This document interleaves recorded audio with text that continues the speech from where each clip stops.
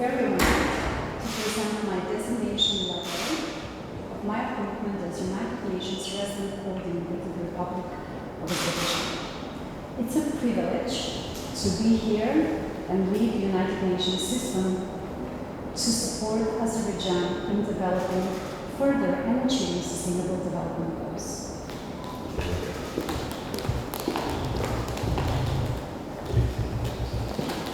Welcome, I'm very glad to see you. I wish you a pleasant stay in Azerbaijan. As you know, Azerbaijan has always been a very active member of the United Nations, and we've been even elected as a non-permanent member of Security Council some 10 years ago by very large support of international community. 155 countries supported our candidacy, and that was a demonstration of international reputation of the country and active foreign policy. And during 2 years of our chairmanship, we initiated important issues and addressed important global issues which were on the agenda of international community. And of course now, as a chair of non-aligned movement, which is the largest after United Nations international institution, we play important role in international affairs and also support United Nations Secretary General's initiatives, especially on fighting COVID. And as you know, we, as the chair of NAM, initiated a special session of United Nations General Assembly devoted to coronavirus in the end of last year. And that was also our contribution to the global fight against this disease. And also, in national capacity, we provided assistance to more than 30 countries, financial and humanitarian, and also shared the vaccines with the countries which needed our support. So this demonstrates our agenda as a responsible member of the international community, and within our capacity and our potential, we try to contribute to the cause of peace and security. With the United Nations, our active interaction with institutions started as a result of Armenian aggression. And 1993 was a year when those famous resolutions of Security Council were adopted, which were a very positive step, very promising gesture of support and addressing the Armenian aggression. And the demand for immediate, full, unconditional withdrawal of Armenian troops from our internationally recognized territories was a very important political gesture of Security Council. But unfortunately, these resolutions were not implemented. And as you probably know, many times I personally raise this issue that there is no mechanism of implementation of Security Council resolutions.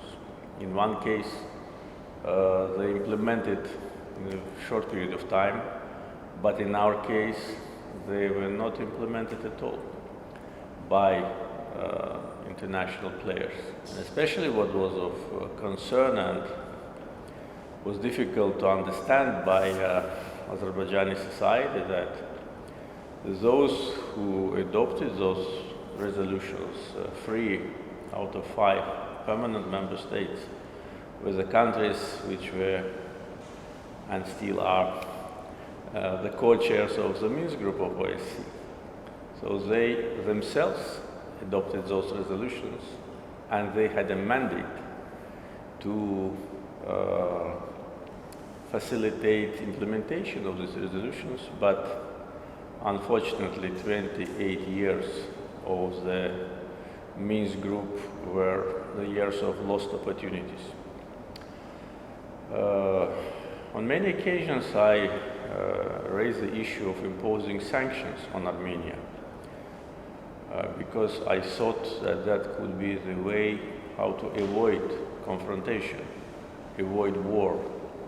We wanted to resolve this issue peacefully. And speaking last year at the General Assembly, just several days before the war, I was warning international community that Armenia is preparing for war. That will not just say words for the sake of propaganda. That was a realistic analysis of Armenia's behavior in the months prior to the war. And unfortunately, I was right. So if sanctions were imposed on Armenia on time, if Minsk Group co-chairs, three leading countries of the world, used 5% of their potential to persuade or to force Armenia to withdraw its occupation forces, then the war wouldn't have happened. Therefore, the responsibility for the war not only lies on Armenia, but on those who could not or did not want to force them to comply with international law. Therefore, Azerbaijan implemented these resolutions itself within international law norms.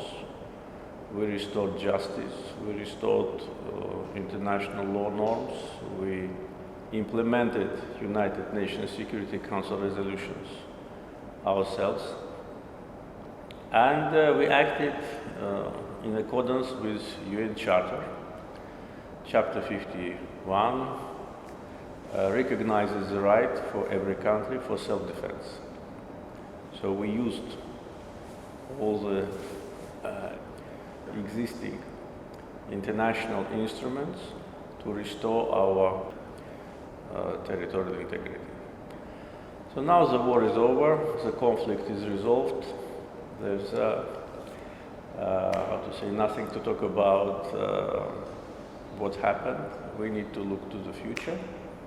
And of course, our main concern now is the restoration of destroyed territories which are in full devastation. And of course, we count on the future cooperation with United Nations on these issues related to humanitarian situation, issues related to our plans with restoration of the liberated territories. Of course, we'll need more interaction with UN institutions. As you probably know, we also are in contact with UNESCO, and we've been waiting for UNESCO for almost 30 years. And I don't know whether you know it or not. A couple of years ago, last time, when we invited UNESCO to come, that was of course the time of occupation, to come and to see what has been done to our territories. Because OSCE Minsk Group twice sent a fact-finding mission to the occupied territories, and we've been asking them to send another mission, but they did not. We've been asking UNESCO to come and to see the damage to our historical monuments caused by Armenian aggressors, and they refused. And UNESCO officials were saying that UNESCO is not involved in political issues. But after war was over, we received the signals from UNESCO that they want to come. Of course, we expressed our surprise because they were not coming for almost 30 years when we've been asking them, and they decided to come after the war. Therefore, we of course agreed to that, and as far as I know, the last information was that the mission had been already created, but now Armenia is objecting again. Therefore, it's again delayed. With other UN institutions also we are in permanent contact, and we will need broad international involvement and assistance from point of view of expertise, point of view of advices, because the area which we are now restoring is more than 10,000 square kilometers. And of course, we are in touch with the UN High Commissioner for Refugees Office, and we are planning to resettle the former refugees as soon as possible, but the main problem is landmines and total devastation. So we'll work with United Nations and its institutions in good faith, as good partners, in order to achieve our main goal of restoration of liberated territories, and we count on very active involvement of your office in Baku. So welcome once again. Thank you, Mr. President. United Nations and Azerbaijan have been friends for 29 years now. Next year we're going to mark the 30th anniversary since Azerbaijan has become a UN member state, but also 30th anniversary since UN has opened an office in Baku. So there's a lot to celebrate, but reflect as well. And I think the last 18 months have been unprecedented. COVID-19 has been a global crisis, and many nations have been struggling. And I want to commend you and the government for developing a very robust national COVID-19 response. But as you have mentioned yourself, this has been a moment where we really had to make sure that there is a renewed commitment to multilateralism and shared responsibility, and we are grateful for your efforts, first to initiate the summit of the non-alignment movement dedicated to a discussion on COVID-19 response, and then to initiate a special session on COVID-19 at the UN General Assembly. Vaccinations rate in Azerbaijan are again one of the most promising within the region, and the UN stands ready to help, as we have already done over the last 18 months. We have managed to support procurement of more than 4 million personal protective equipment items. We have invested in training, together with the government, of health workers, and more than 3,000 beneficiaries went through this training. And there is a public campaign on COVID-19 prevention that has reached more than 1 million people. As you have said, that was not the only challenge that Azerbaijani people had to go through over the last 18 months. And we do hope that the trilateral statement that was signed on 10th of November will be really a springboard for a long-lasting peace development, a new era, both for peace and cooperation in South Caucasus region. From UN side, we supported the government in December to do an assessment in Karabakh region, and we have mobilized immediately $1 million to support Anama with clearance of 6 districts along the former line of contact. We're going to continue to support national capacities for demining, as we do understand that this is a priority.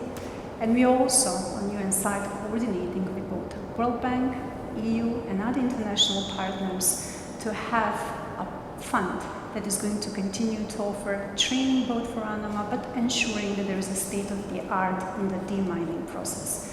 We are fully committed to support the efforts for safe and dignity return of IDPs in the region.